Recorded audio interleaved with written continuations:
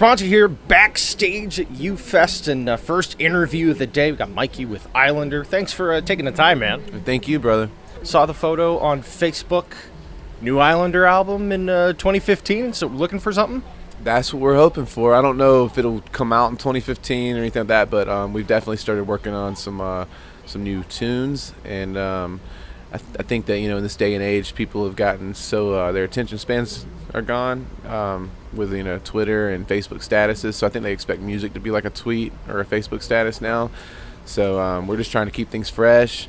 There's still tons and tons of life left in our debut. It hasn't even been out a year yet, but again, things are changing in the rock industry and music world, so people expect things quicker. I've kind of, it's funny, I'm joking around all the time. I'm like, bands should probably stop putting out albums and just start throwing out like 3 singles in segments a year, like maybe 3 different, I don't know. It's just everything, we're trying to figure out how to navigate in a social media world. It seems like a lot of bands are going that route. I was sitting talking with Dexter and Noodles from The Offspring the other week, and same basic thing, like, yeah, it's kind of a piece-by-piece thing. We're going to focus on the touring. I mean, you guys are gearing up for a big summer touring all over the place. Yeah, we have a tour coming up with 10 Years and Starset and in June, and yeah, man, we're just staying busy. We've been hitting it hard since July of 2014, so we haven't been slowing down. Now, going back to Violence and Destruction, just basing it off your radio singles here, we've got Coconut Dracula, which I assume is like a Bloody Mary served up in a coconut or something. No, not quite.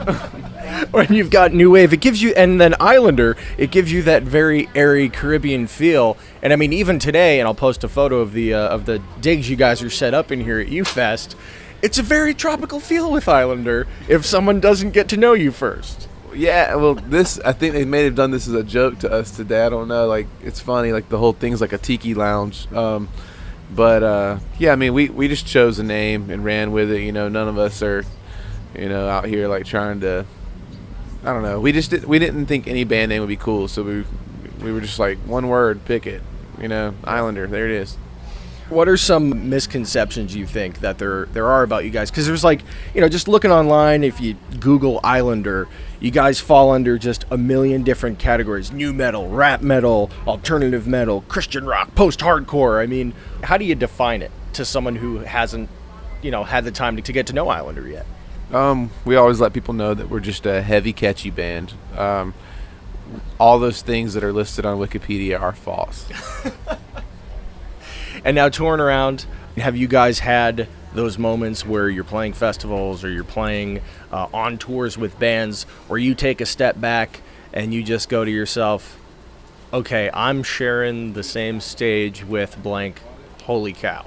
Oh, yeah. It's, our first major tour was Mayhem Festival, so, getting to jam alongside Korn and Avenged Sevenfold and Ice-T and stuff like that every day. I mean, I think that was the first time we had ever, I don't know, it kind of hit us and we were like, this is funny.